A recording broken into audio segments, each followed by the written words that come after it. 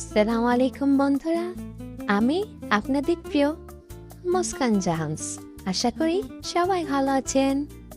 আমি আবারও কিছু টিপস নিয়ে হাজির হলাম। খাবার খেয়ে সাথে সাথে কেউ শুয়ে পড়বেন না, তাহলে হজমের সমস্যা হয়। ঠান্ডা পানি দিয়ে কখনো ওষুধ খাবেন।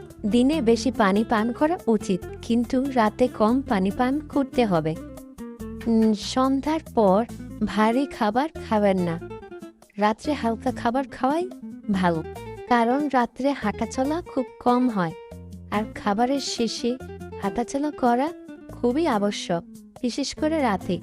রাত 10টা থেকে সকাল 4টা পর্যন্ত ঘুমানো আবশ্যক। যখন ফোনের ব্যাটারি শেষ হয়ে আসবে তখন ব্যবহার করবেন না। এই সময় রেডিয়েশন 1000 গুণ বেশি হয়, তাতে আমাদের ক্ষতি হতে পারে।